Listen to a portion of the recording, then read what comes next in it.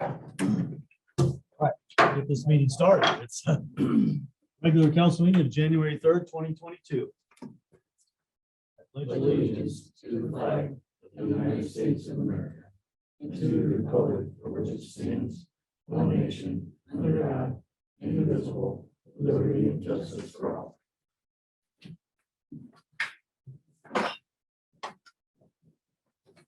Listen, you knew batteries. You did that already. All right, so here we are again with some our COVID spacing. So we'll keep ourselves separated and keep functioning. Roll call, please. Mayor Laughlin, Here. Councilperson Sexton, Here. Dean, Here. Goodweiler, Here. Stulman, Here. Miller absent. All right, the consent agenda consists of minutes of the December 20th, 2021 council meeting. The 2022 city council meeting schedule for this upcoming year. And to appoint Adam Kofoed as the city's representative to SEDCO. Should we do number 5 first? Yep, I crossed it off. Give me a motion to approve the agenda, please. Second, is that you? A second? Can we just do a voice vote? All those in favor say aye. Aye. Thank you. Back to the consent agenda. Minutes from December 20th, 2021. The 2022 city council meeting schedule and to appoint Adam Kofoed as a representative to SEDCO. Motion someone. So move. Second. We didn't have any bills. Heidi was ill. So, We're behind. They'll be on the next meeting. I just thought it was weird. it's unusual. You noticed, so. Okay. All right. Hearing no comments, let's vote, please, Leslie. Councilperson Dean, Yes. Goodweiler, Yes. Stulman, Yes. Sexton. Yes.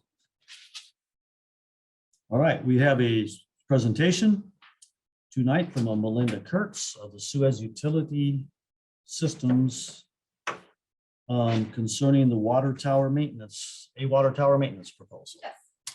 Go ahead. You guys got these in your packets, but I went ahead and printed them out so you can follow along if you'd like.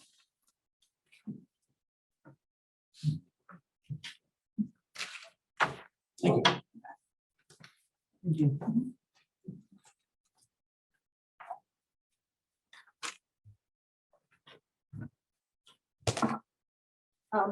Well, first of all, I want to thank you all for your time tonight. But my name is Melinda Kurtz. I have been in the water utility industry for over 20 years. I'm not going to say exactly how many because I don't want to age myself too much. But I've been with Suez 5. And what we do at Suez, we help cities and utilities take care of their large assets because a lot of times they don't have the equipment or the manpower to do it because their manpower is already running, at full steam and they just don't have the equipment to do it. So that's where we come in and we take care of water towers, concrete, metering systems, filters, a little bit of everything as long as it has to do with water. But tonight I'm here to talk to you guys about your water towers, both your North Tower and your South Tower. But a little bit of a background with Suez. So you know a little bit about me and a little bit about our company, what we do. We pioneered this type of maintenance management program way back in 1985. We started taking care of water towers in 1963. That includes washing them out, any types of repairs that we would do, painting, emergency service that was needed, just everything that goes along with it. Many other companies have tried this. Some have succeeded, some have failed, but ours kind of stands alone, so to speak. Since our inception of this program in 1985, we have grown to about 8,000 assets on this type of program. The way this started out was we would go to these cities and utilities and we would be cleaning out their tower one year. And then they'd have to call us back in a couple more years to clean it out again or call us back to wash it out. And they're like, you know what, can't you just set up a schedule and you just come and get the work done. You know our water tower. You've been doing this for years. Can't you just do it for us? And so that's kind of how it came about. And that's how the program started. But so we've been around, Utility Service Group's been around for about 60 years now. This is our 59th year. But as far as Suez goes, Suez is a global company. I like to say they're a global company with a local presence. I live, as some of you may have heard me talk about, in Panora, which is a small town about 40 miles west of Des Moines. But I just cover the state of Iowa. I'm not covering 5-6 states, and you'll see me like, once every blue moon. Tim can attest to that. I don't know if that's a good thing or a bad thing, but I am here and I am close by. But Suez has been around for 150 years. The name came actually from, we helped build the Suez Canal back in 1858. And from that time to the present, we've been addressing water issues, everything from water management, environmental, everything from that. So we currently are on 5 continents with 90,000 employees, and our revenue in 2019 was over $19 billion. The only reason I like to point that out is with COVID, the pandemic, all of these economic changes we're looking at. Some things have come, some things have come, some things have gone, but we have remained here, and we're going to be here this year and in future years. But as far as our crews that help take care of our water towers and things like that, we have 100 crews at our disposal. Some of them are strictly washout crews that come, and what that consists of is once your tank is drained, we go in there and actually clean and scrub the inside of your tank. We check it for staining, we check it for pitting, anything that needs repaired or things like that. We also have weld crews. The name kind of describes itself. But we have crews that are specific to the specific issues or problems that we might have with the water towers and things that need fixed, like paint crews and things like that. With every crew, we have a foreman, and each foreman has at least 10 years of experience. So these are the guys that do the work for us, and these are the guys that I depend on a daily basis. So when we talk about tall, very tall things that we climb on and stuff, safety is an issue that is brought up. And we exceed OSHA standards as far as safety. We actually have a staff that's dedicated to just safety for our company. They're in charge of training our employees of our weekly, they call it chats every morning that they have to go through. We have yearly trainings that are mandatory for all employees, myself included, all the way down to our customer service gals. I do climb. I climb the towers as well. I don't do work on the towers, but I do climb them and inspect them.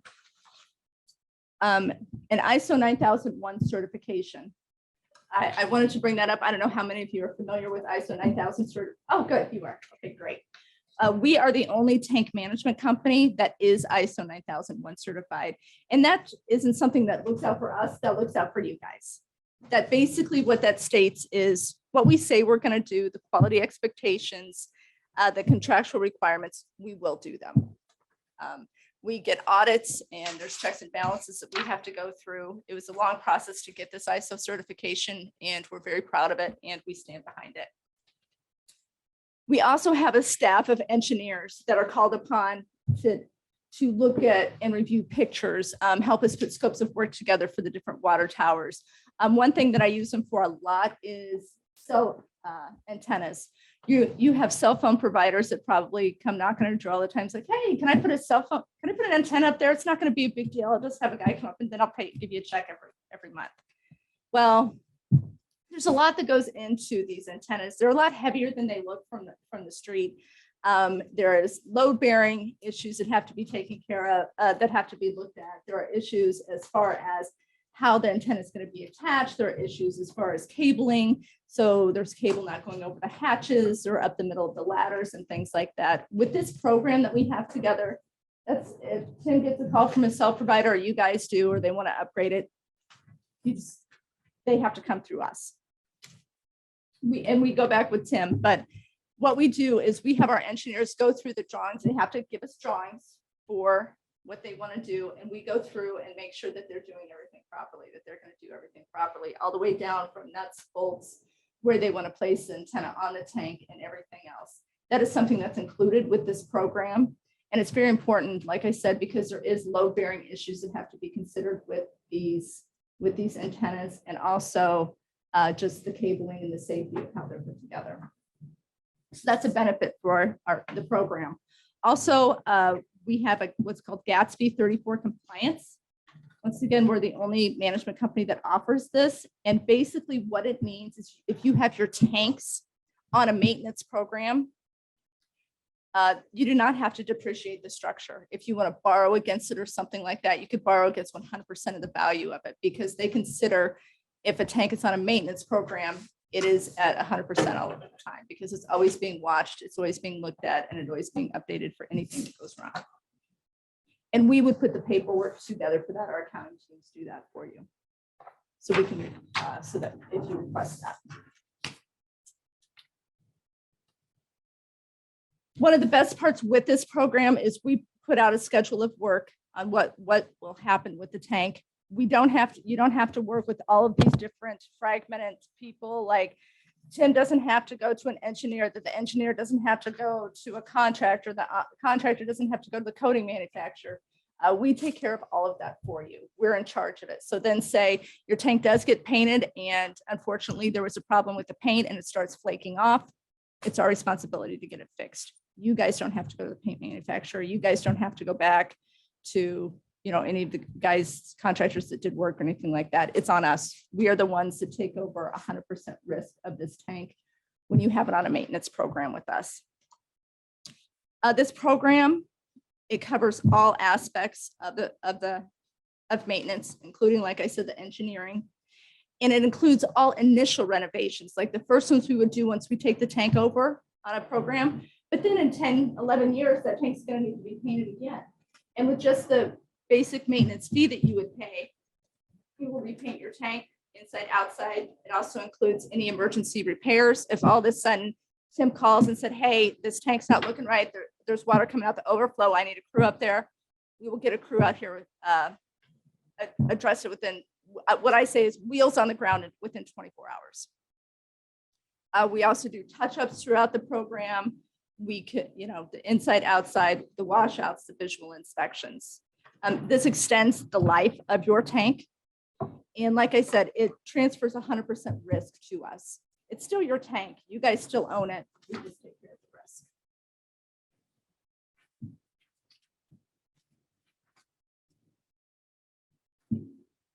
While the tank is under this program, this maintenance contract program, there's a lifetime warranty as long as the contract is in place and there are no change orders. A lot of times when we do washouts and things just throughout the course of the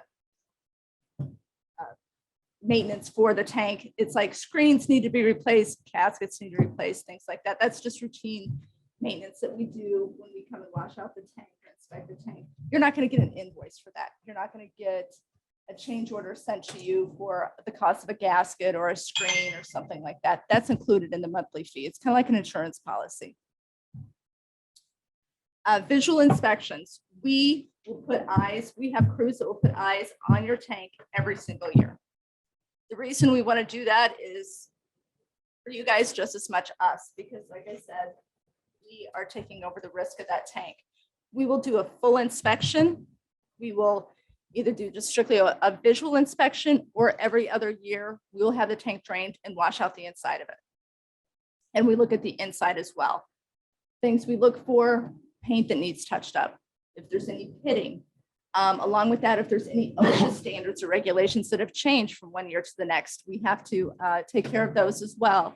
A good example of that is if you had your tank under our maintenance agreement, say 10 years ago, the handrails, OSHA recommended 36 inches. Now it's 42 inches. So all of those handrails that are up on your towers, they have to be raised to 42 inches now, including yours.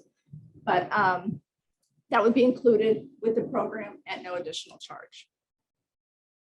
When we go to inspect your tank, we look at 5 categories. Sanitary, check the sediment in the tank, any corrosion that has happened, any foreign material getting in your tank, and if so, how has it been getting in? Safety, making sure ladders, handrails, fall protection. radiation hazards, things like that. Radiation hazards could occur when if you have a bunch of antennas on the top of your tank. Security, to keep those that aren't supposed to be in that water tower on that water tower away. Ladders, fences, hatches, and locks. We also look at the foundation, welds, anchor bolts. You guys don't have wind rods on your tanks. You guys have pedospheres, so you don't have that. And obviously just the coating. And we take hundreds of pictures. And every year an inspection report will be sent to Tim or to the city. And what's also great about that is if DNR decides to come over and inspect your tanks or something, basically all you have to do is hand them the inspection report from Suez, tell them you're on a maintenance program. And they're like, oh, okay, good. You guys are taking care of your tank.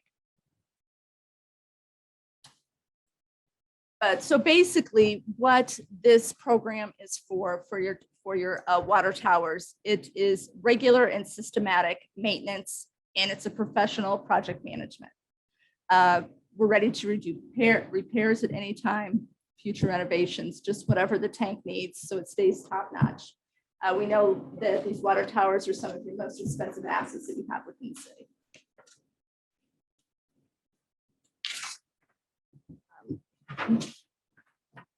As far as like repairs that would be done, any repairs that couldn't be done by our team that we would have here, if we had like a washout crew here and we need a weld crew. Those are usually done within 30 days of identifying the issue. We put together what's called an SR or a service request that goes in, and then we schedule the appropriate crew. Emergency repairs, like I said, we'll have tires on the road within 24 hours. And graffiti could be included within the emergency service if it is offensive graffiti that needs to be taken care of immediately. That is considered an emergency service as well. And a lot of times when we do the washouts and things like that, we'll just automatically do paint touch-ups where they're needed. As far as budgeting, and we'll get into pricing coming up here. I know you guys are kind of jumping ahead, and I apologize. I'll kind of skip to it. What this is, it's a one-year agreement that can be extended indefinitely. 6 months prior to when the invoice would be due, and I set it up so it would coincide with your fiscal budget. So your bills will be due like July 1st to July 30th. You get a letter just saying, hey, this is just a reminder that in 6 months, your maintenance fee is going to be due. You can choose to cancel it at any time you would like. The only thing we cannot cancel for you, we cannot cancel on you unless you just stop paying. The reason I want to bring that up is, say you had the program for 10 years, you're on the program for 10 years, and then you come up on year 11 and your north tank needs painted again. I'm not just going to cancel right before the tank needs painted again. I can't do that. I wouldn't do that to you anyway, but I couldn't do it even if they said I could. Or I couldn't do it if I wanted to. You can only cancel on me. If you're not happy with the service, if you're like, nope, she's not doing what she said. But within the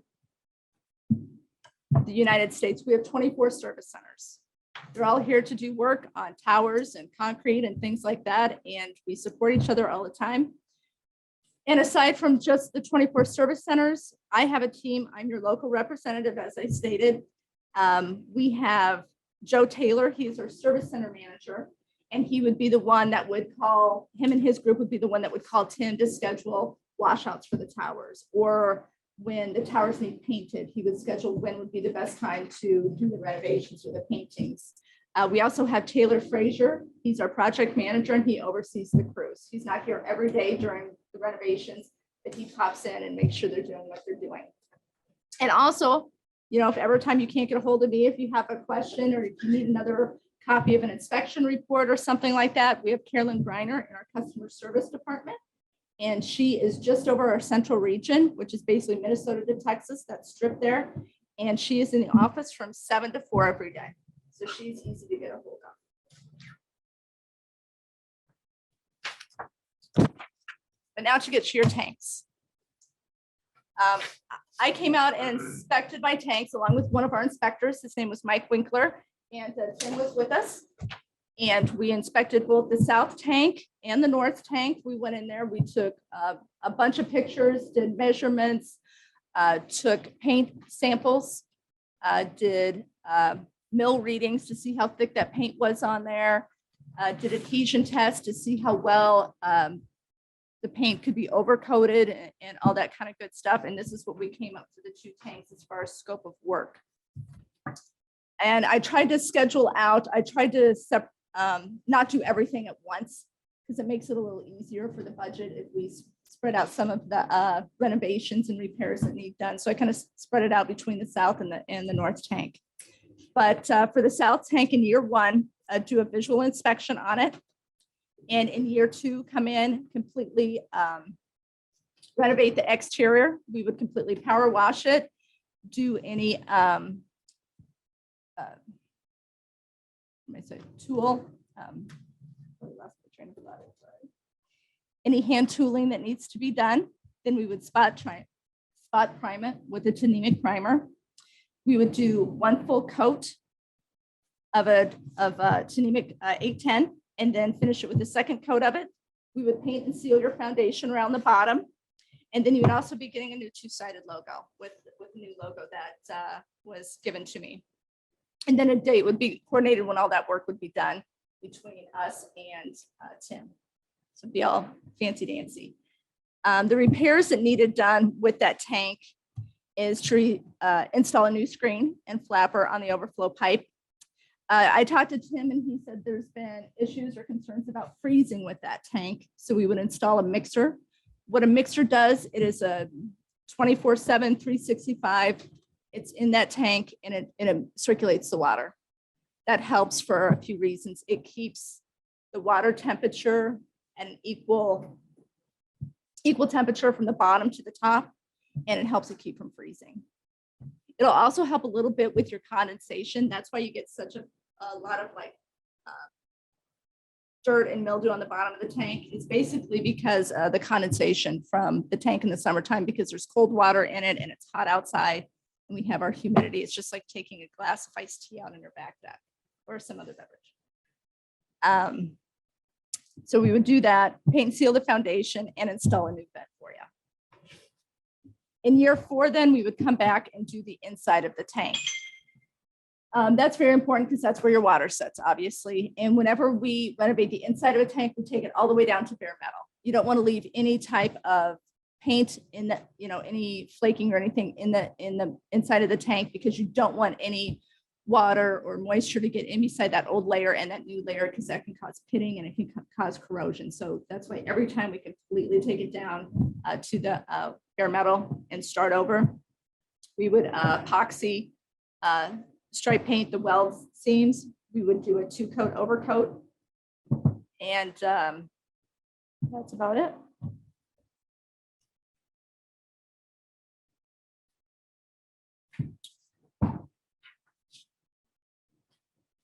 The dry interior, which is where you go inside of the tank, we would also do that at that same time too. And here's a little bit more about what the mixer does. It can eliminate stratification, which will help decrease like turnover. I don't know if you guys ever get turnover with your water. It would help. And also your chemicals. Help with residuals.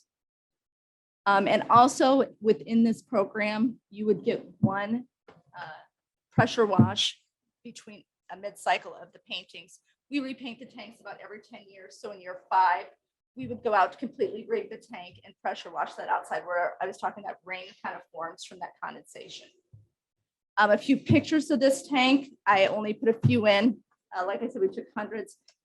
This obviously would be your new logo on the tank. This is install the new flapper screen and the flapper valve on top of page 11. On the bottom, that's a picture of the mixer. And it's kind of a centrifugal force. It's kind of almost like a tornado that's in there that's completely spinning that water around and circulating that water. Here's just a picture of the exterior column up close. You can kind of see where the paint is starting to flake off and come away. The exterior bowl. And here's one of the interior. And that's what we would do in year 4, the interior stem on the top of page 13. You can see where it's called sunbursting that's coming through. And so it needs to be painted. And then at the bottom is a picture of the interior of the tank where the water sets. There's a little bit of staining and things like that on there, but overall it looks really good. The roof of the interior looked pretty good.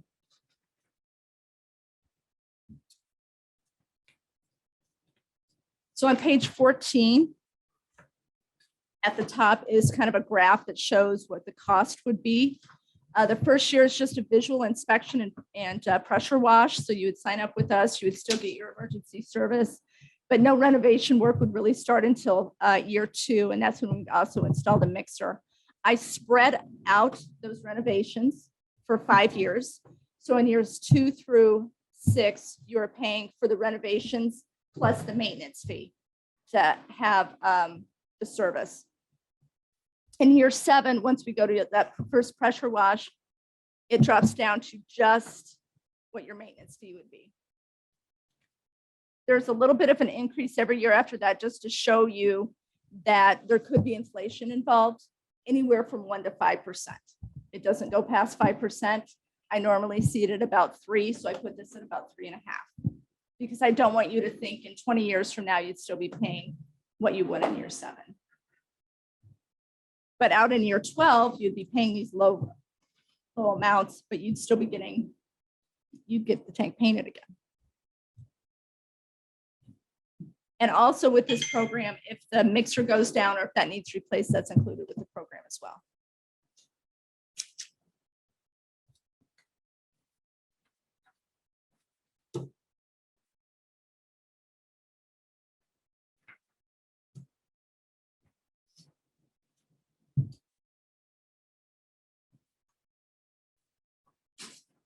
And so then with the north tank, what we would do is a visual inspection in year 1 and a pressure wash.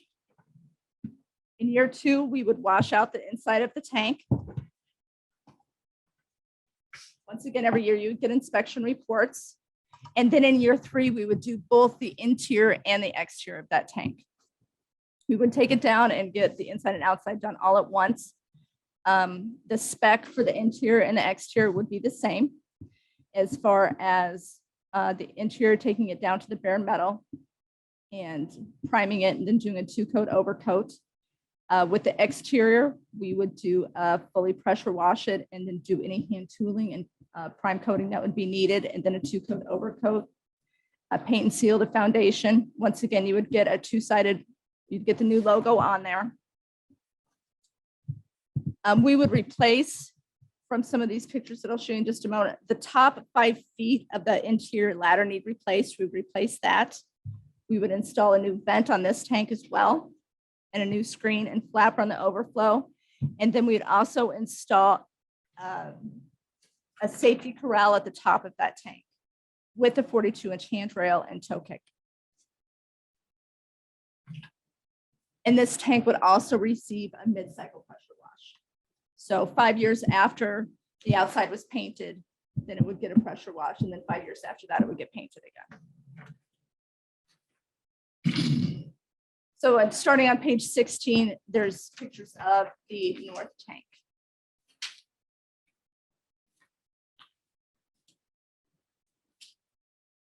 And I put at the bottom of 17 kind of an example of what the corral would look like that would be placed on top of that tower.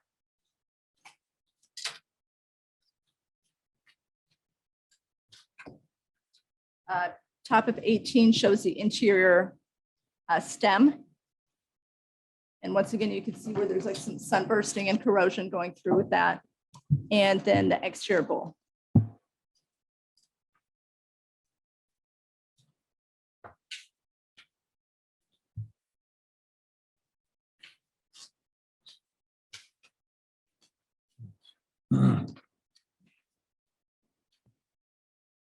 On 19 would be the cost schedule for the north tank. Note the first 2 years is just a minimal fee just to get the tank on the program and get the emergency service and the inspections and the washouts. In year 3 is when we would start the work. And once again, it's on a 5-year spread for the renovation work. So then in year 8, it would be dropped down to just the maintenance fee. The fee on this one's a little less. It's a smaller tank.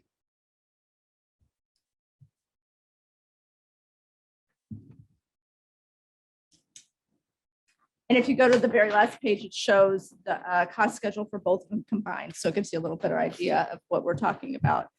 I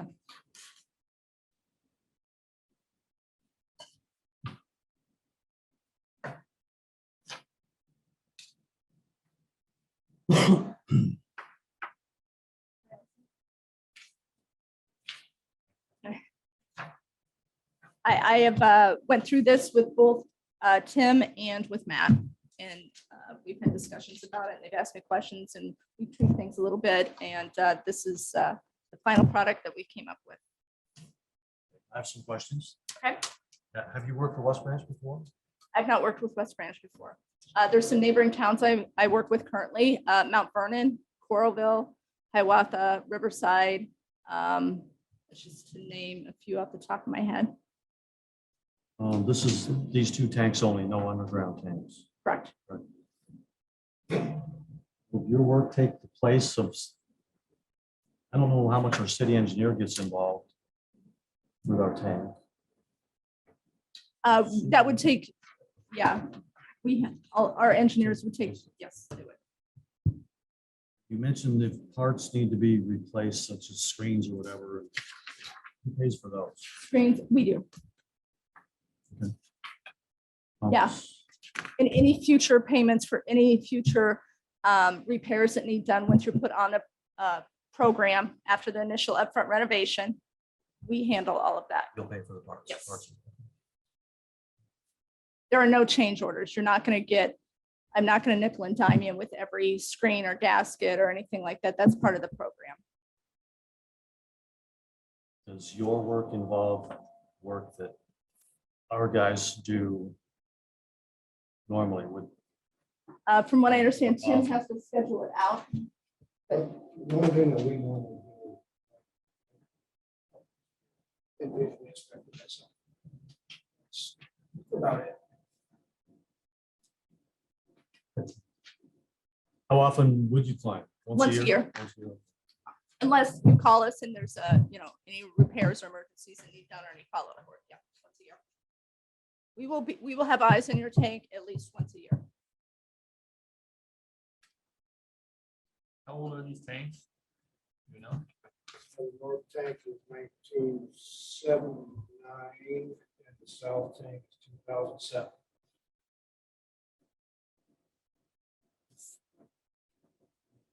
North tank is about south tank.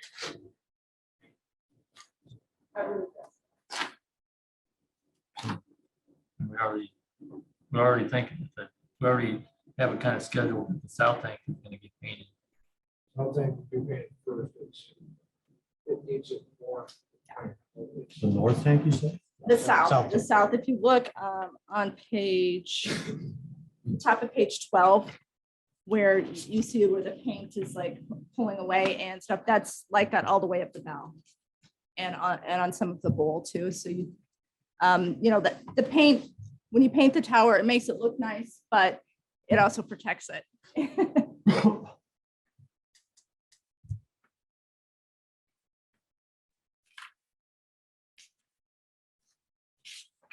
So I'm seeing, I don't know, $5,000 a year for, That first, for the first year, because we won't be doing any work that first year. And I just trying to work with your budget the best I can. And like I said, you could cancel at any time. So if we were to have a contract with you and say the first year we have a major issue of some sort, that would be rather expensive. Would that be covered or? That is covered. That is the risk we take when we put your tanks on a maintenance contract.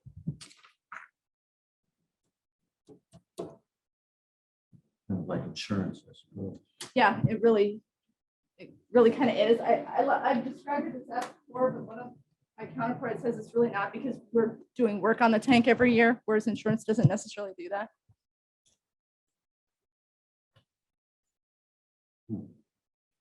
Tim, do you have any kind of a cost of what our annual would be without a program with them? My annual maintenance on this, I can see that apparently it's not being done. I mean, there's some things that need to be done. Annual Annually. maintenance isn't, can't give you a number on that, but I can tell you that the last time we painted the North Tower. well,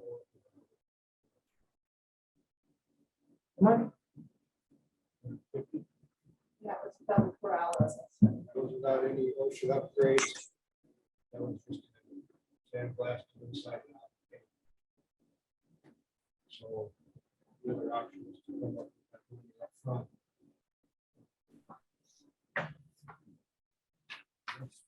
Spreads that payment out over 6-7 years. The payment drops down. and that was the maintenance cost forward. Is that why year 5 and 6 are $86,000 also? Yes, Spread because that. that's both of the, you're paying for that upfront renovation, those upfront renovations that we did in year 2, 3, and 4. Includes that. Yeah, But it's my understanding that the next renovation will not increase the cost. Like it does. correct. This is the only time you pay for these renovations, like in year, let's say we paint the North Tower in year 11. It would be that $16,700, and you would be getting your tank painted. It would just be that yearly fee that you would pay us. They would also handle all correspondence with Cedar County here.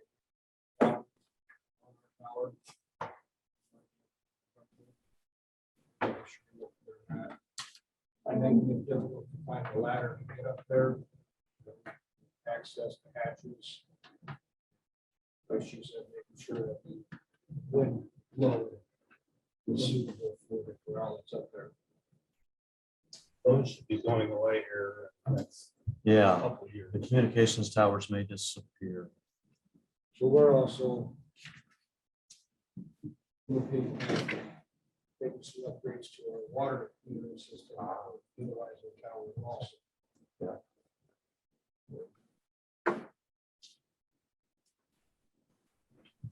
Okay, interesting. You guys do anything just above visual NDE? You do any like mag particle or? I'm sorry. So the non-destructive examination, besides just a visual of the wells, you guys do anything like above? Like a mag particle or anything on? I don't, but- Okay.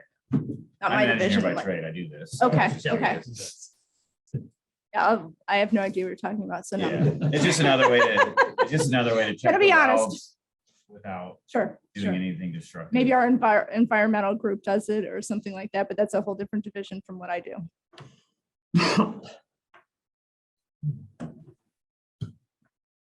So just the age of the tower. About the age.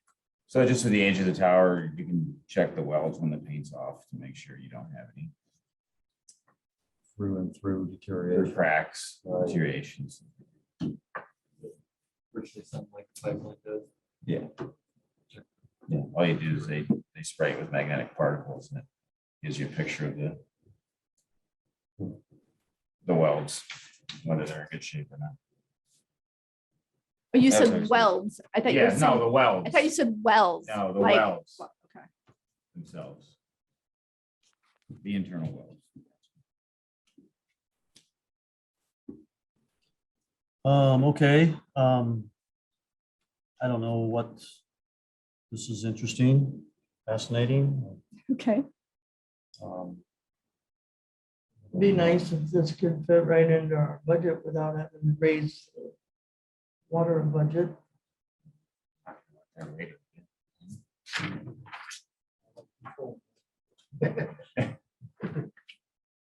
As of right now, water fund looks good, but there's other things we gotta discuss too with water projects. Before I would give a recommendation on this at this point. And what's nice, this just But kind of water fund deficit. ease you into it a little bit. I will say that I work with two other divisions of Suez. and they do a good job. Oh, thank you. So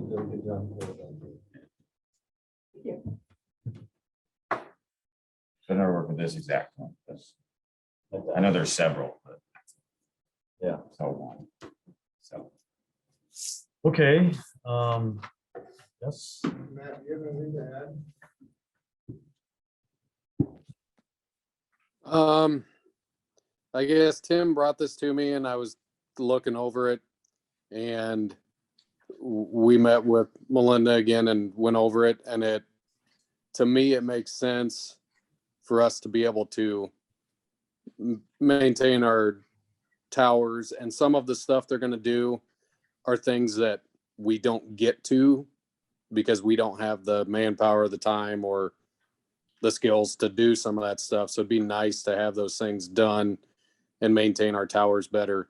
The painting is something that really needs done, and this would be just another method to actually make it possible to have it happen in the near future and plan for, long term instead of just looking at, otherwise we're looking at pulling up in a couple years and going, well, the water tower needs painted, what do we do? So and then 10 years from then we'd be in the same position with the north one. We put money aside and it sits there, but it doesn't necessarily just disappear like out of sight to where we can, when it comes up, we can pull it out. When you guys see the fund balance, that's the money we have set aside for water tower painting along with everything else. So, that money doesn't necessarily sit there and then get used for what it was purposely put aside for. So, and at times it's just because there's other needs that come up and have to be dealt with, or we decide that's a priority.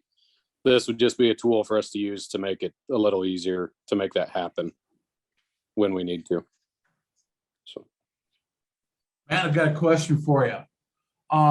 sure. They're gonna do some interior wet and dry washout.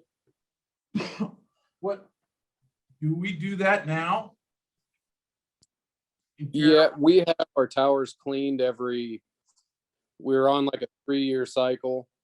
So we did the towers, we did the wet wells. Then we go back, we do the other. So we do one tower and one wet well. Then the next year the next 3 years later, we do another tower, another wet well. So yeah, that's something that we currently do. What's And we that, paid for what's that cost? I want to say it was in the 4,500, 5,000 range. I'm not positive though. I don't have those numbers sitting in front of me. And then the water tower painting or the washing is around 5,000 every 4 or 5 years. And we might actually, the one tower seems to get dirty faster. So, we had talked about that maybe 5 years might be too long and we need to go 3 years, but that's something we could get into and see how it went. Yeah. So a lot of these maintenance things are things we do need to do and we do pay for already. It's just that they're kind of on our schedule and we try to make them happen and we put the work into making, the legwork into hiring somebody and getting somebody out there and meeting up with them. A lot of times it ends up being on a weekend and doing this sort of stuff, and which is something we can do. It's just that, it is work that we're currently already doing. So, and then like the other stuff, fixing screens and putting like new light bulbs or light fixtures up on top of the towers. We do that stuff, but yeah, it's not, it's not our most favorite thing to do, climbing 130 foot up in the air and replacing that stuff. I'd like to add that for clean houses with scuba divers. It's not quite as good of an inspection as you would get by draining the tower, pressure washing it all out. So there's gonna be some stuff that's gonna be, in a few years. But we don't have to take the tower out of service with scuba divers. We have to take service for the washdown and stuff. That was a 24-hour period. It can. Back in line, back online. And we call the week before and say, hey, when we schedule and stuff, but we give Tim and Matt a good week's notice so they can start drawing down that tank. So you're not like, flushing all that water out there. I mean, you will be taking some out of that tank, but it won't be like the entire thing is full because we don't just show up one day and say, hey, we're gonna do this today. We definitely schedule it, work with their schedule. That's something that's done like more or less in the spring or fall. Not necessarily- Once again, it depends on what Tim wants to do with his schedule. Some people do it in the spring, some do it in the fall. Some people that have multiple towers, they don't care if they have one down at a time in June or July. A lot of water usage in one tank's down, but we have enough water to. But we wouldn't do that if you had a tank down. No, I mean, Oh, if one was being cleaned, oh, how long does it take to fill one back up? About a day. So if we ran off of one tower, we 2 would days. cycle through 3 that days. tower in a day rather than every 3 days. It'd still be able to use the water gate to have capacity. Get full capacity until the towers come back on. So we could get by for a couple days. Yeah, I mean, we used to only have one tower that was probably half that size. One size, We had that 75,000 gallon tank that's by the water plant. yeah.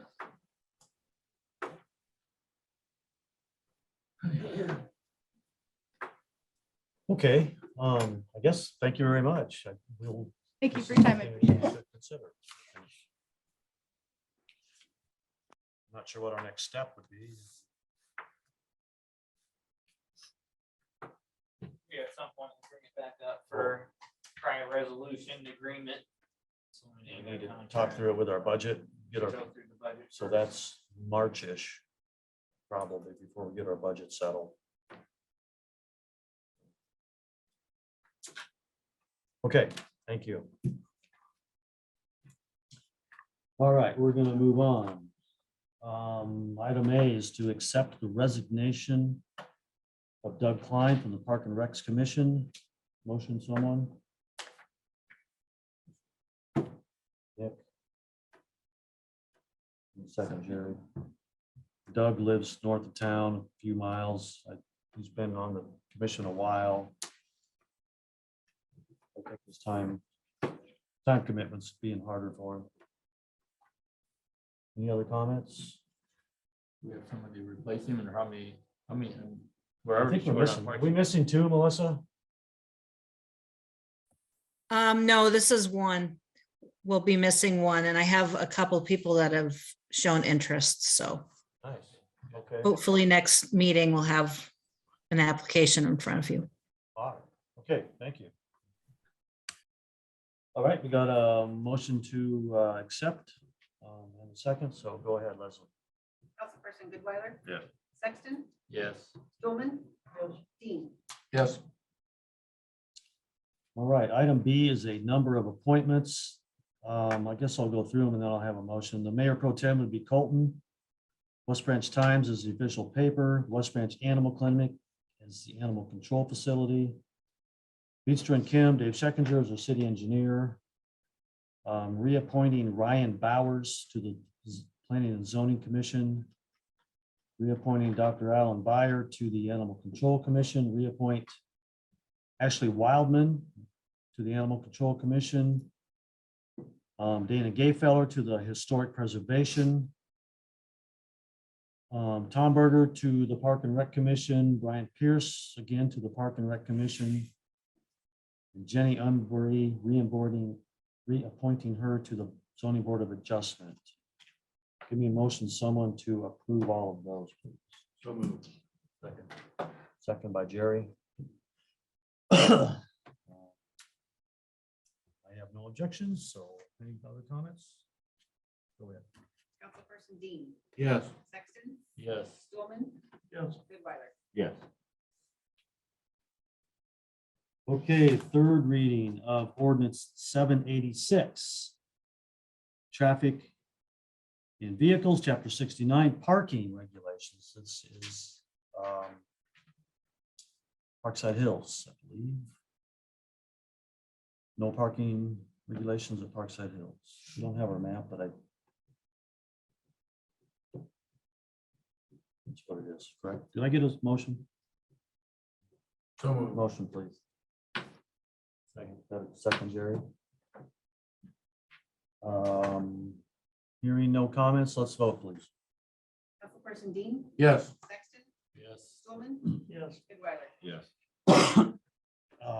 Third reading of ordinance 787, traffic in vehicles, chapter 65. This is stop signs or yields. This once again is in Parkside Hills. Motion, Nick, So moved. seconded by Tom. Did we have a? Not in this, it was not in this development. We have some questions. Yeah, but I couldn't remember what they are. I promise, but I don't think there was anything in this. I looked it back in the minutes. I questioned something and I thought we did, but I think it was my question on parking on up past my house. Corey said it was already no parking.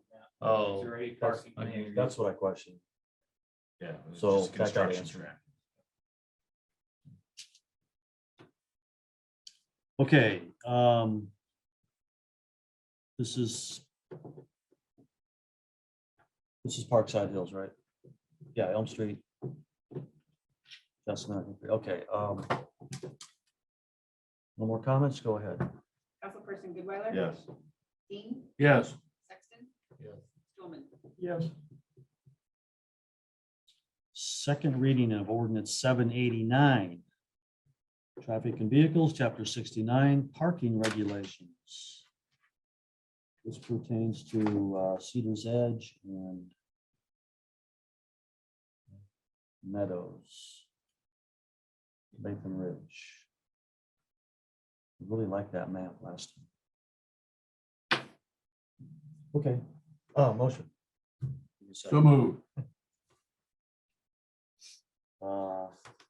Any comments? Go ahead, Leslie. Councilperson Dean, Yes. Goodweiler? Yes. Stulman, Yes. Sexton. Yes. I do have something, now that we've had all these Go ahead.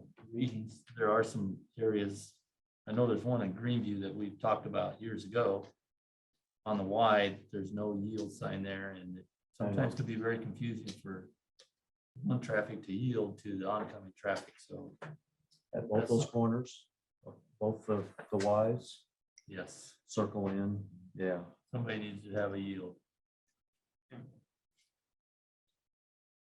Yeah, we'd forgotten about that, hadn't we?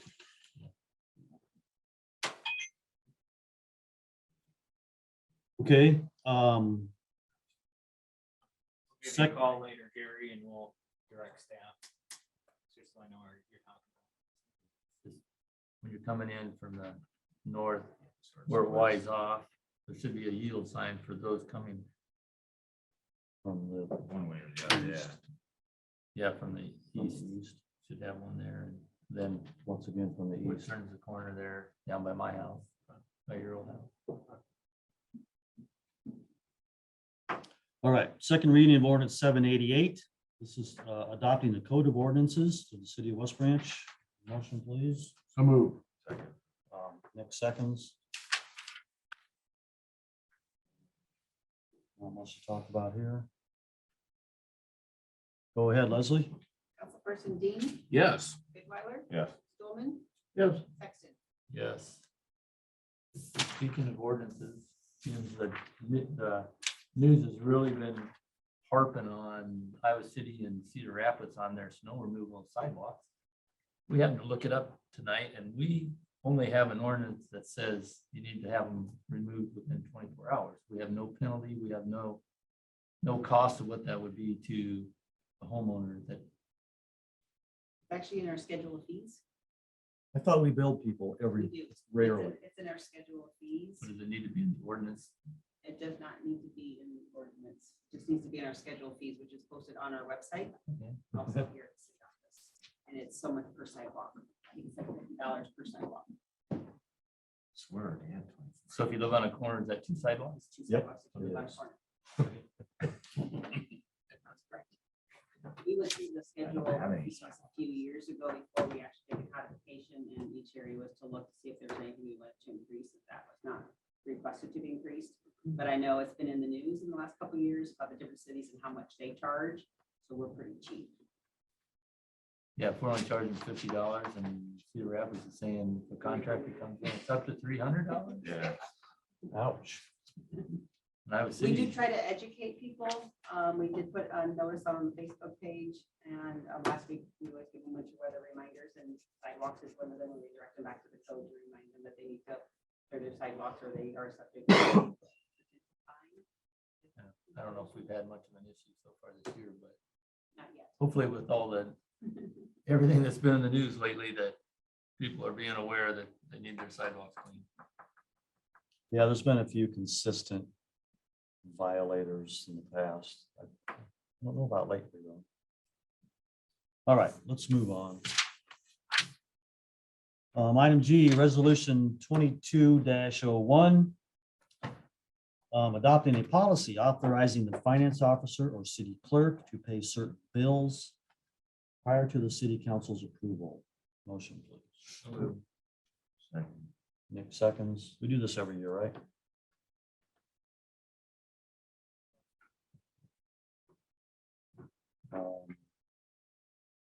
Go ahead.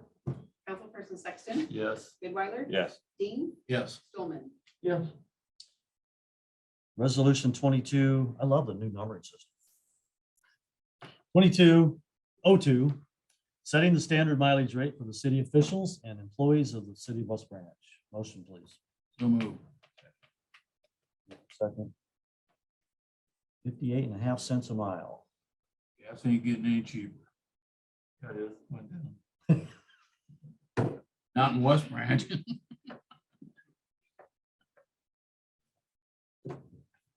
Yeah, We were just just drove- down in Muscatine this afternoon, it's $2.99. Yep, I always fill up in Muscatine before I I just come up rode to here. Tennessee and back. We're the highest in the, we're almost as high as Illinois. I always- Costco's $2.75. I always fill up in Muscatine.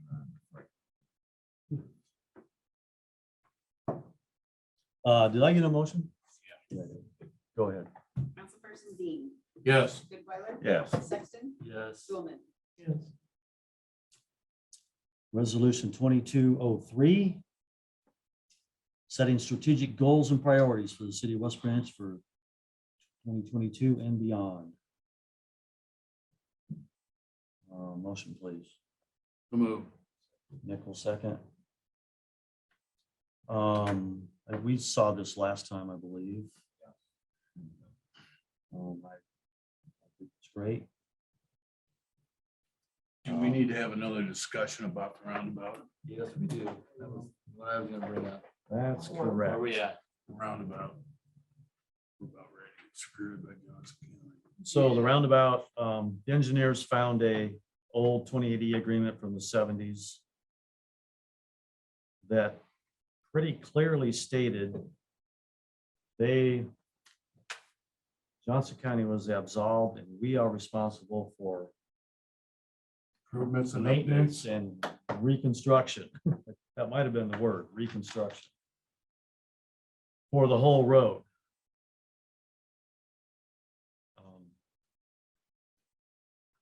So the roundabout before split the cost down the middle of Cedar Johnson Road. That's the previous estimate we got. It's down the center of Cedar Johnson Road, so Johnson County would take care of their 20 feet. We take care of our 20 feet, 13, whatever. Farther than 20 feet down Cedar Johnson. I mean, the width. Yeah. Yeah. So, both halves, 32. We got both halves done.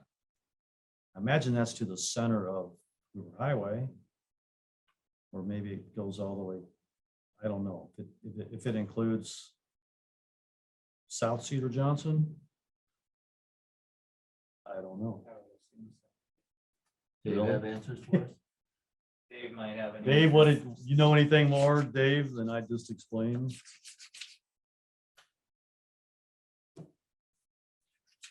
No one's there.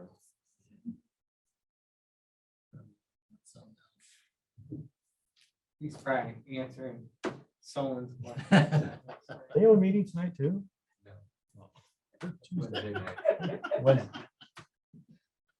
Hey, Dave, are you there? There. Yes, can you hear me now? Yeah, you've been talking on. Yes, I was. So I asked Kevin to take a look at this as well, to see if maybe there's some language in there. I would anticipate that Main Street right of way takes precedence over Cedar Johnson Road right of way. And we would go to the north side of Main Street right of way and still split it down the center. And then we would just have a little bit on the north side that's in the Cedar Johnson right of way. On the west side, that would be our responsibility that previously wasn't. But we're trying to determine if this agreement is even binding in the sense of doing the roundabout reconstruction and not necessarily Cedar Johnson reconstruction. And if that would have any indication on the outcome. So we don't have an answer on it yet, but there is a potential that we could have some additional responsibility. Any idea of cost of that initial responsibility? Not yet. Well, our side was 600,000 something. 700. We were already responsible for some curb and gutter and some storm sewer and whatnot on the west side of Cedar Johnson, north of Main Street. So it wouldn't be a prorated amount. We'd have to take a look and see what the additional earthwork and what the paving costs were on that quadrant in order to determine if we're responsible and what that cost would be.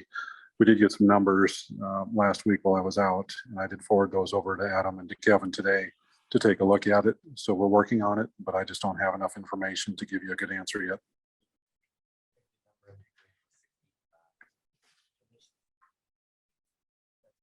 So yeah, it's gonna be higher. So we're looking at $200,000, $300,000, $400,000 more. No, I think it's, I don't think it's that much, because it's only the, it would be the, like Dave said, the cost of paving and the work, whatever the line item costs are in the bid. That would be, so it won't be anywhere near that much. And I think 685 included the extra cost that they said that is our cost. And Yes, it did, and that would be for curb and gutter and for storm sewer instead of just doing a rural section the way they would typically do it. 685 included the west half of Cedar Johnson. I just looked at the agreement today for a little bit, so Okay. that was the number that was in there.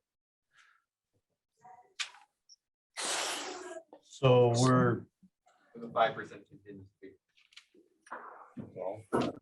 So when we were given these, who came up with these numbers?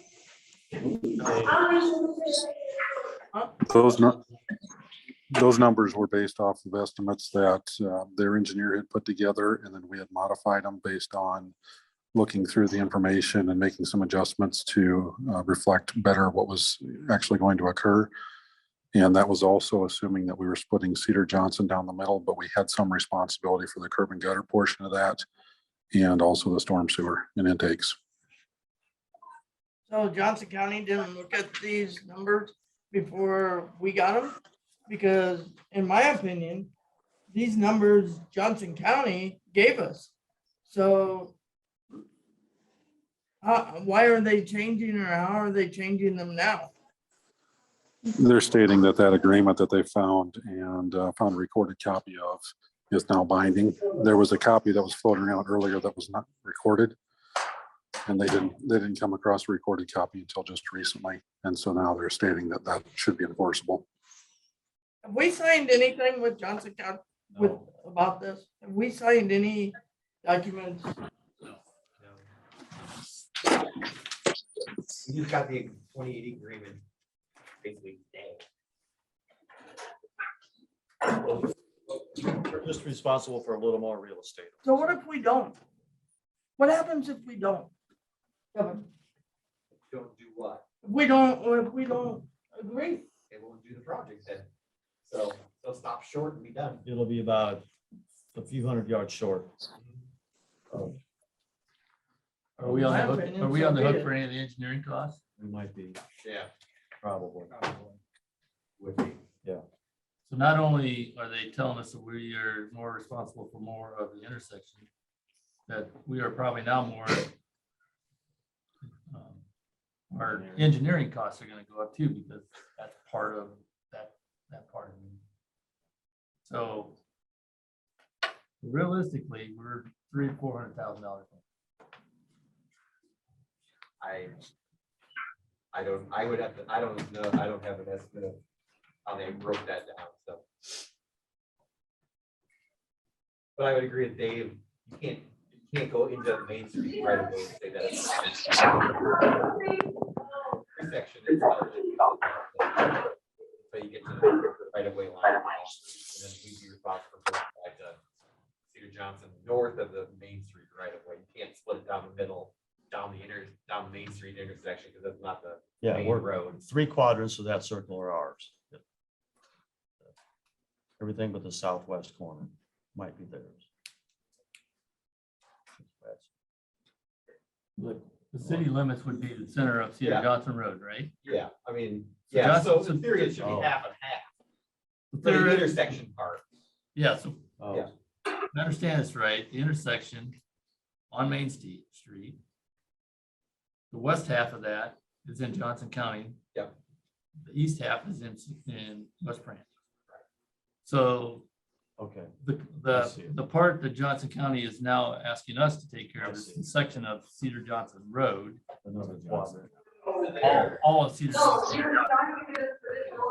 It would be north of Main Street, so the intersection itself with the roundabout should still be split. Half what happens. Okay.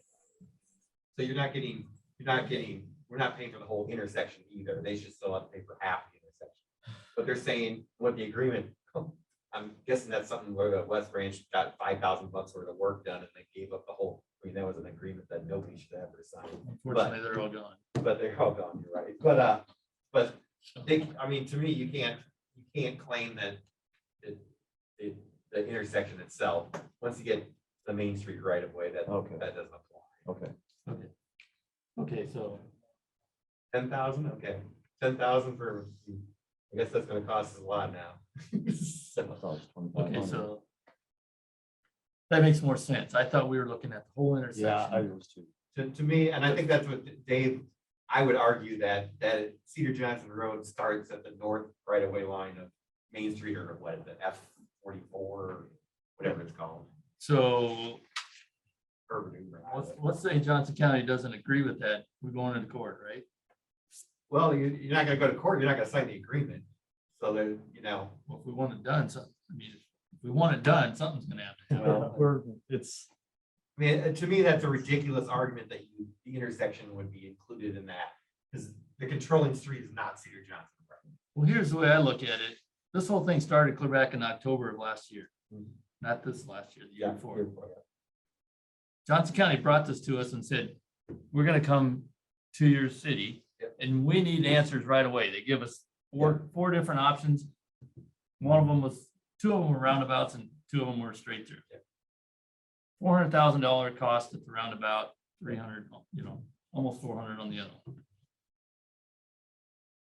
Then they come back and say, oh no, now it's gonna cost more because we didn't go out and do any engineering to find out if this thing needed to be more dirt work. So now it's gonna cost you 600-something thousand. And now they're coming to us and saying they found some agreement. Why wasn't this all done before they even come to us? Can you answer that question? Don't forget the part about they'll front us the money. What's that?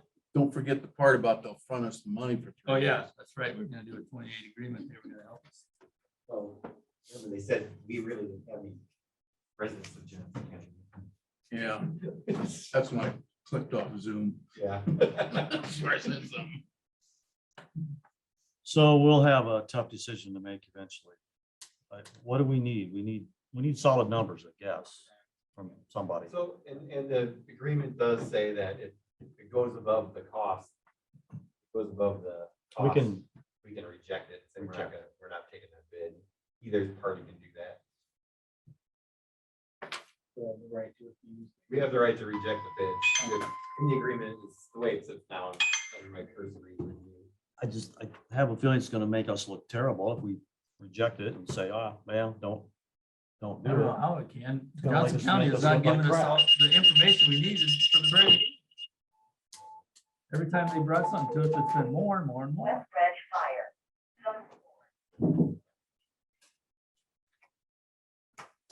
Yeah, I agree. It's didn't start out well. I mean, initially, we were like 400, that's more than we want to spend, and then it turned out to be. If we go back to the straightway version now, which we're totally on a hook for all the engineering. Yeah, we will be. On we still all have the to pay engineering, probably the engineering that's already been done. That will get killed if we kill it.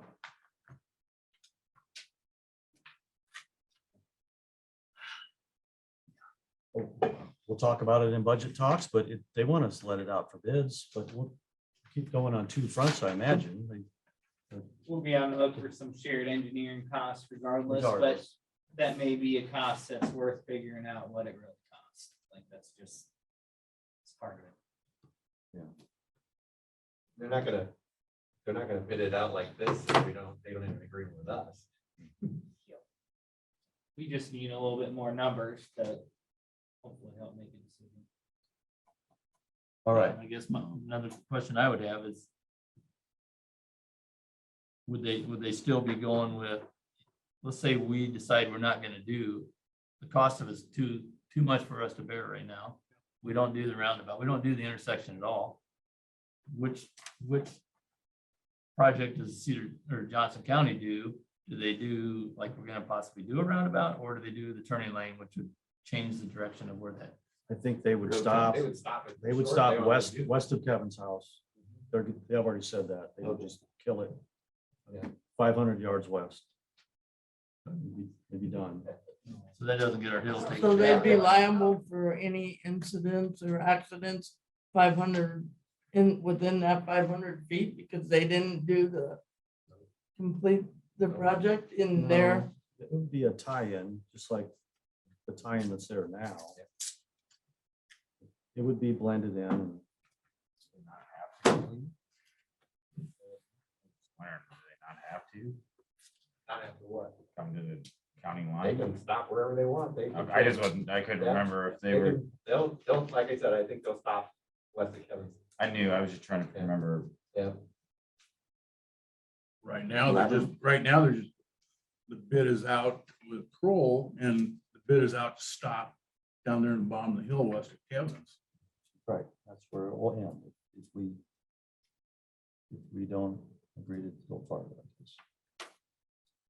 Guess they could bid it out with both stopping short and the roundabout. If we don't have an agreement, I don't know what their schedule is, so. Well, the bid's already out for the stop. Yeah. This is just an additional bid to bring it into West Branch.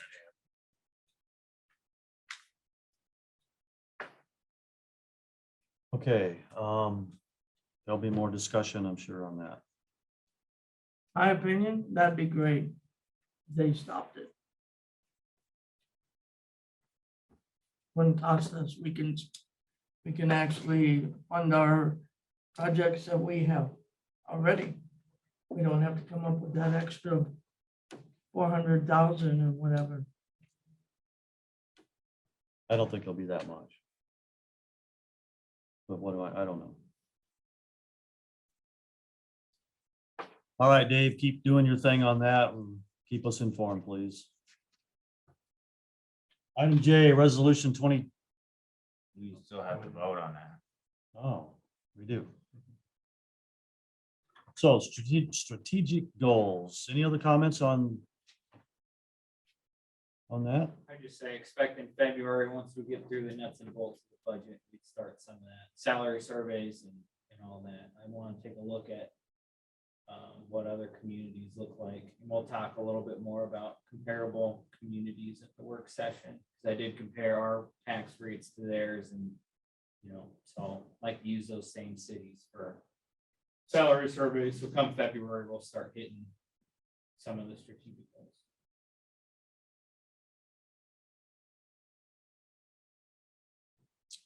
We have a budget meeting Monday. Yeah, a week from tonight. What time? 5:30 or 5? 5:30. 5:30. All right, if there's no more comments on this capital improvements, goals and priorities, let's go ahead and vote, please. Councilperson Dean, Yes. Goodweiler, Yes. Stulman, Yes. Sexton. Yes.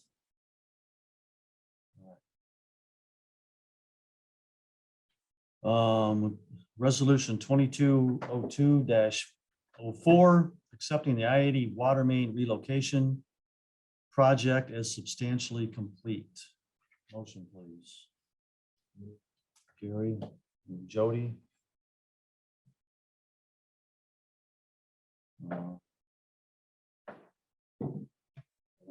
And that, so. Anyone? Go ahead. Councilperson Sexton, Yes. Goodweiler, Yes. Dean, Yes. Stulman. Yes. Okay, and finally, a discussion on a water fund budget.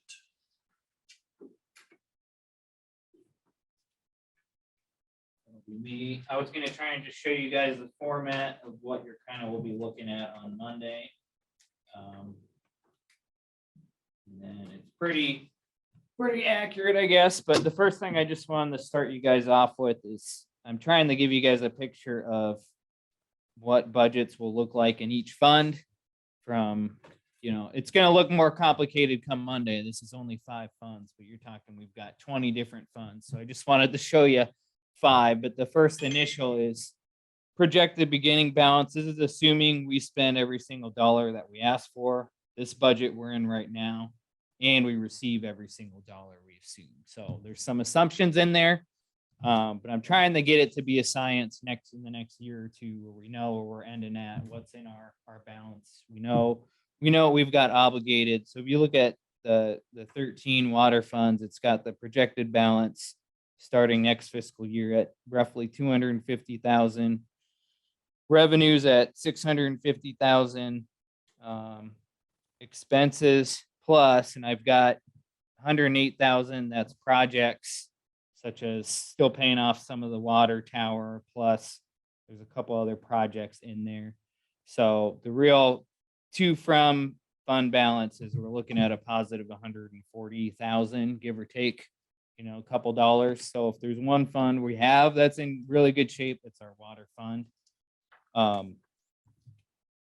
As once we finally have like a reserve policies, how much do we want in savings in each account? We'll have this in the budget too, and how close we are to those goals. So then every fiscal year, we'll kind of try and project us getting to reserve requirements.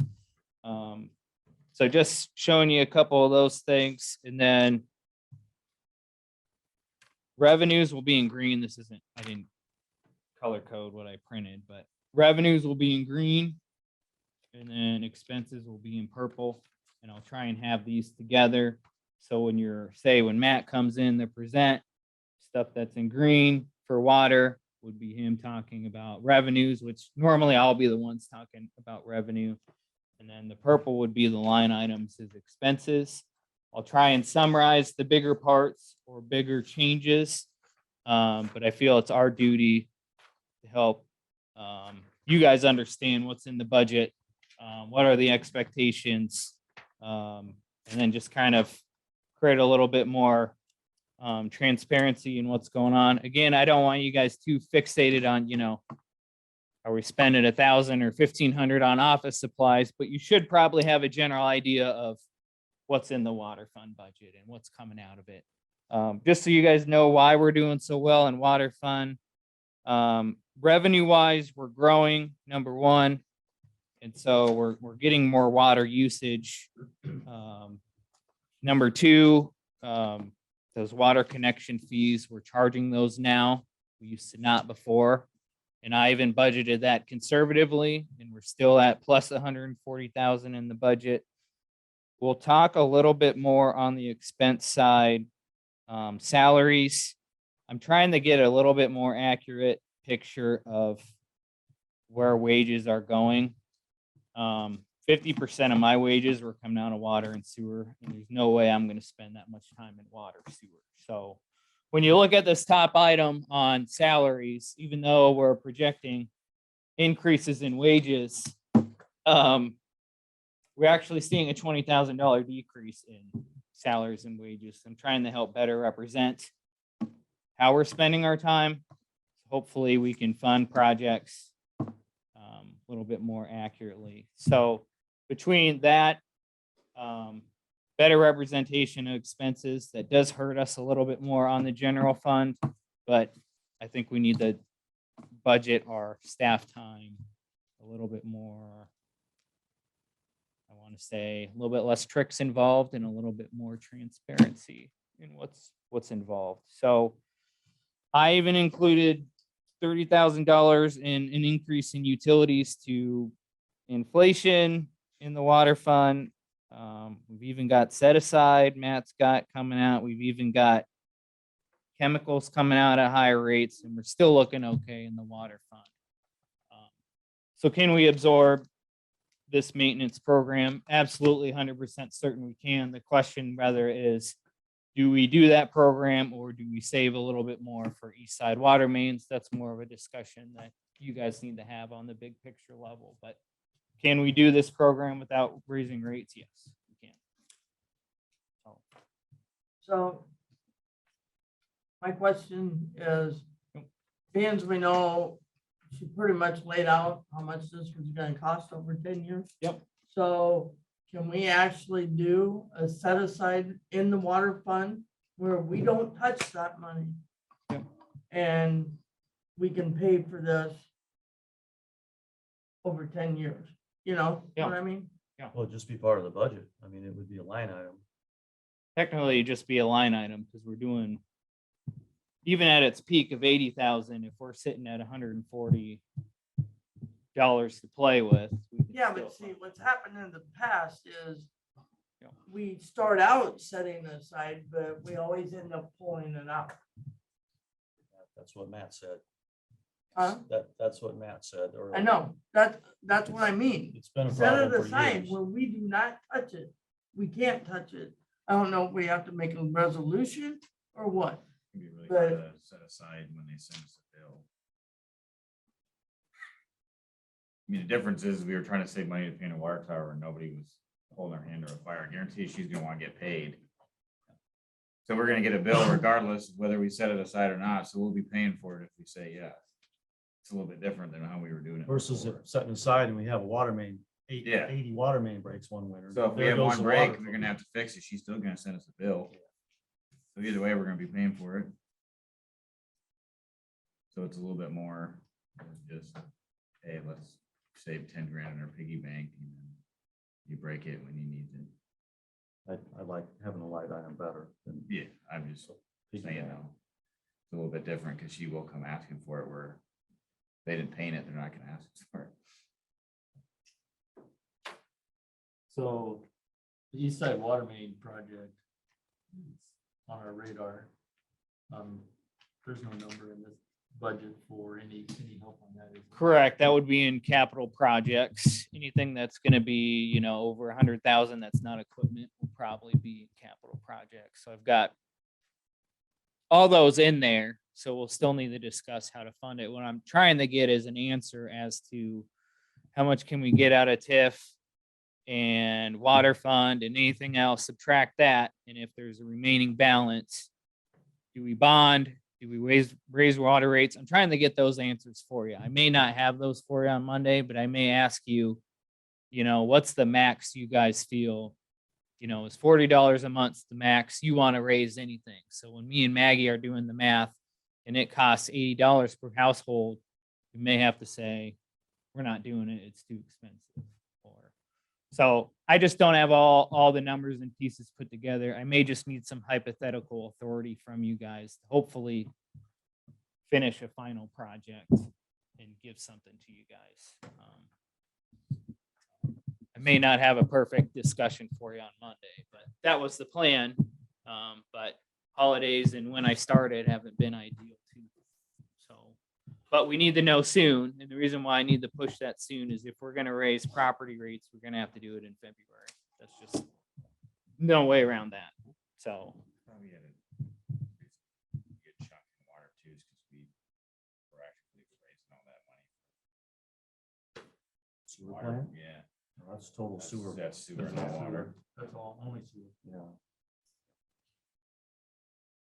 So in February, we have to declare, what is that? An increase or no increase? yeah, the maximum property tax levy. Depending on how much we're asking for, we have to do X amount of public hearings, but past the certain date in February, I don't have the dates memorized.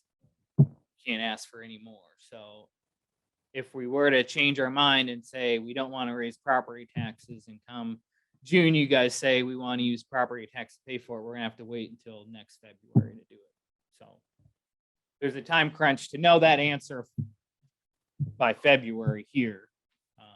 And if a decision doesn't get made, we'd have to wait until next February, or we'd have to raise water rates. Is that a year in lag too? Like whatever we raise it now, we don't actually see until. Correct, correct.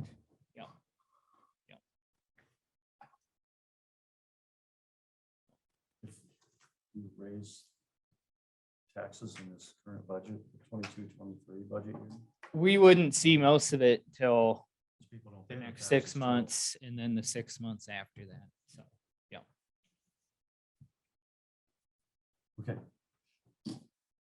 So that's just a small sample of what you'll see on Monday. Again, there's going to be 25 funds at that first page. So, and I may skim it down and try and make it simple and then, but just know I'm tracking everything you guys have asked to be set aside. So whether it's clean or not, we'll have to try and work that out. So.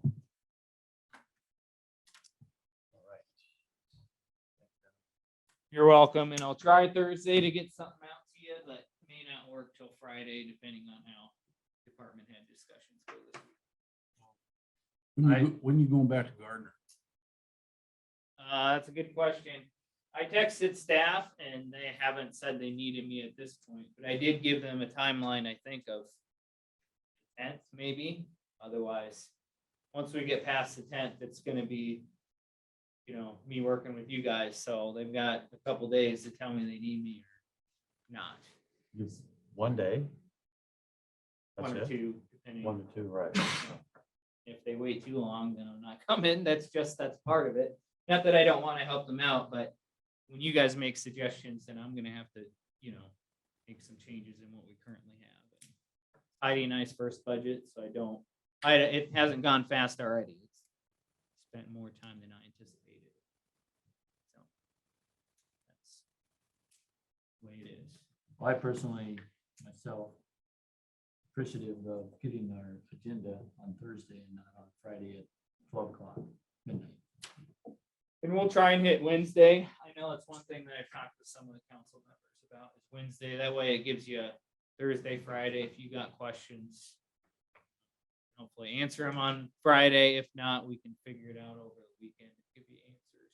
So, and I guess that just comes to, one, give you guys better awareness, but two, we can respond better too if we know what your questions are. And whether you ask us a question, that's regardless. But if we know it's coming, hopefully we can give you the most concise, accurate answer as we can versus flipping through papers. So, but I appreciate it. Yeah, and we're trying to do Wednesdays, and we'll try and make that a deadline soon. You just gotta let developers know. Yeah. Right. Yep. They're always the ones. Past 10 PM. then. Okay, anything else from you, Adam? No. Okay. Kevin? No, I just appreciate not getting called at 9, 10 o'clock on Friday nights either. I just told Jerry, I haven't been called at 10:30 yet. Other than that, I just got back in town, so I don't have. Wapsie Creek widening, where Dave and I are working on it. Dave and you are working on, okay. I guess that's all I need to know for now. Dave Scheckinger, have you got anything to report? We are continuing to work on the wastewater plant, should have plans pretty close for review here in the next couple of weeks. We'll meet with Matt, go over that, and then we'll be pretty close to setting the bid date to get that out. And then we'll have the big number that comes in associated with that, determine how we proceed. As far as other work, we're continuing to review permits as they come in for site plan for individual lots. I think we got 3 more in the last week and continue to see those come through. And aside from the county roundabout project and the Wapsie Creek widening, which I already mentioned, just working on other CIP estimates and projects, and we'll continue to do so. That's all I have. Thank you. Thank you. Any other city staff? Melissa, Corey, Heidi? Hearing none. Comments from mayor and council. No, we still have to figure out what we're gonna do with our ARPA funds. Where we're gonna spend wisely those. A little bit of budget, but I know one idea is I guess, and I know that was discussed, was to make the wastewater treatment plant funds, or whatever, that debt to be a little bit, whatever, and use it towards our debt for wastewater treatment. Otherwise, the second good option would probably be East Water. I did try and look in roundabout, but street work on ARPA funds was not approved. So it's gotta be water, sewer, storm sewer. So, For economic development. correct. Those are the easy, I guess that's for Heidi and I's first federal grant to work with. That's probably gonna be the easiest way to go. And then the additional funds we had that were like 50, 60 would hopefully help the fire department if they're gonna, I guess, increase on-call rates. Yeah. So those are 2 different grant programs, so. Anyone else? Anybody before we adjourn? Okay, Monday night, we'll be here at 5:30. No food, right? No having supper. Pizzas? I'm not buying pizzas. It was traditional in Garner, if we had you over during, I guess, eating time, we would have food, but I don't know how you guys feel about the city spending money. I'll eat before you. It's about 3 hours before my eating I know. All right, with nothing else, the motion to adjourn someone. So move. All those in favor say aye. Aye.